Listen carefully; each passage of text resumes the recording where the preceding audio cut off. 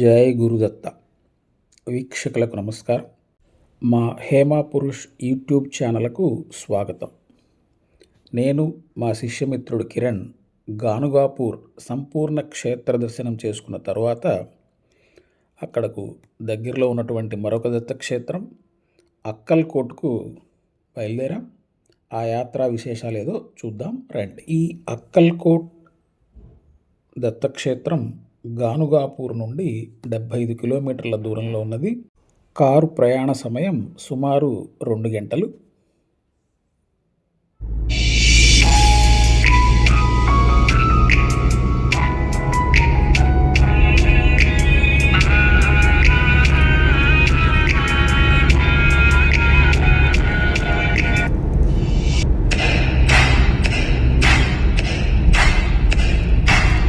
Take the next left onto National Highway 150.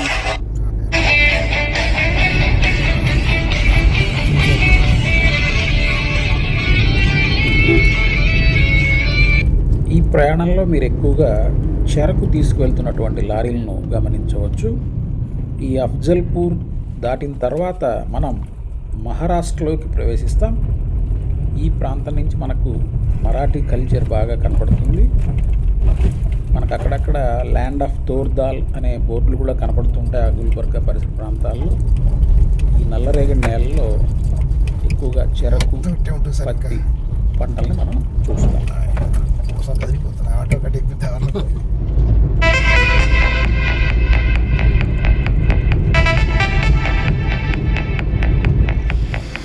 ఆ గానుగాపూర్లో మన ఆంధ్ర భోజనం దొరక్క వెతుకుతున్న మాకు ఆ హోటల్ విజయవాడ అని కనపడింది.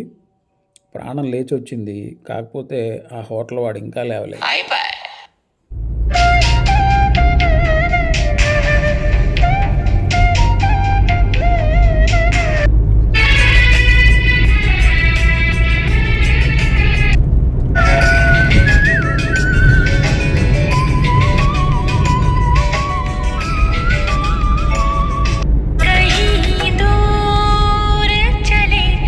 Take the second left.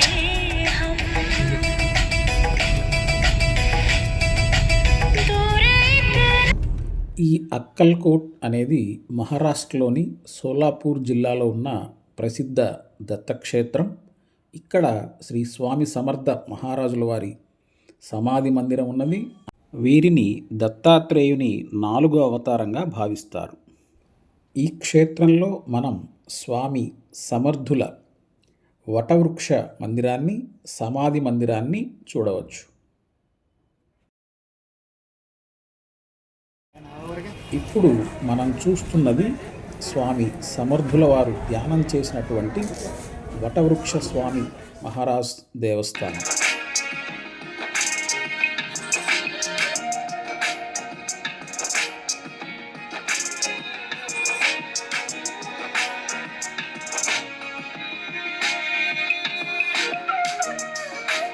ఆ పవిత్రమైనటువంటి ధ్యానం చేసినటువంటి వటవృక్షాన్ని మీరు ఈ వీడియోలో చూడవచ్చు. జై గురుదత్త. ఈ మందిరం యొక్క దర్శన వేళలు ఉదయం 5 నుండి రాత్రి 10:30 వరకు. ఈ మందిరంలోనే స్వామి సమర్థులు 20 సంవత్సరాలు ధ్యానం చేశారు.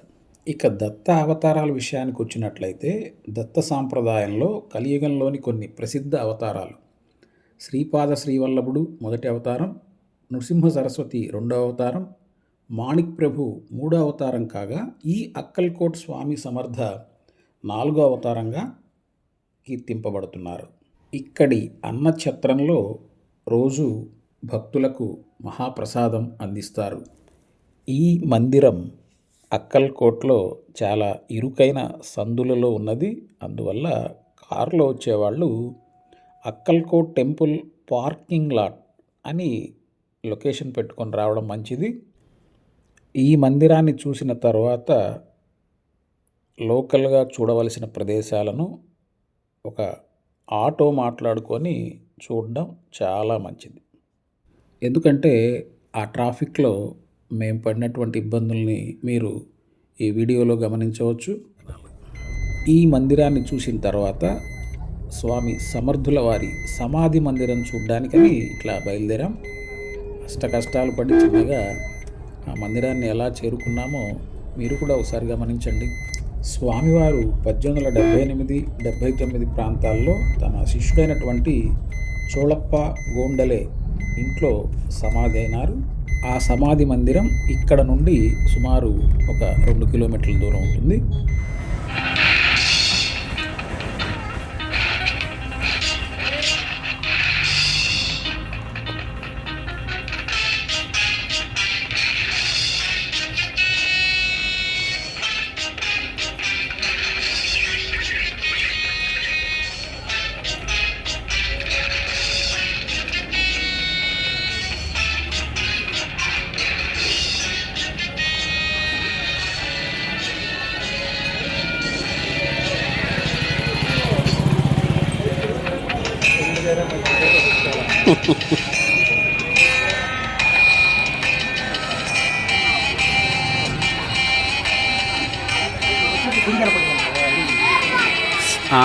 రైట్.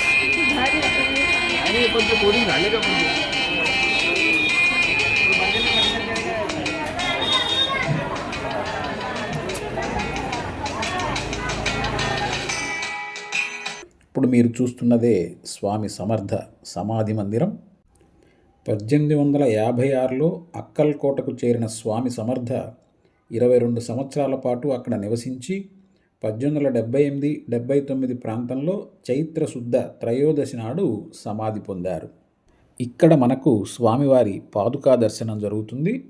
విస్మయానికి గురి చేసే విషయం ఏంటంటే అంతమంది భక్తుల్లో కూడా స్వామివారు పూజారి నన్ను కిరణ్ను పిలిచి తెలుగులో మాట్లాడుతూ 2 టెంకాయలు ఇచ్చి ఇంటి ముందు కట్టుకోమని చెప్పారండి. ఈ మందిర దర్శన వేళలు ఉదయం 5 నుండి రాత్రి 9 వరకు. ఈ సమాధి మందిరం ఉన్న ప్రదేశం సాయం దేవుడి ఇల్లుగా కూడా ప్రాచుర్యంలో ఉన్నది. ఈ క్షేత్రానికి దగ్గరలో ఉన్నటువంటి రైల్వే స్టేషన్ పేరు అక్కల్కోట్ రోడ్ రైల్వే స్టేషన్. దూరం సుమారు 10 కిలోమీటర్లు. స్టేషన్ బయట మనకు బస్సులు, షేర్ ఆటోలు, ట్యాక్సీలు లభిస్తాయి.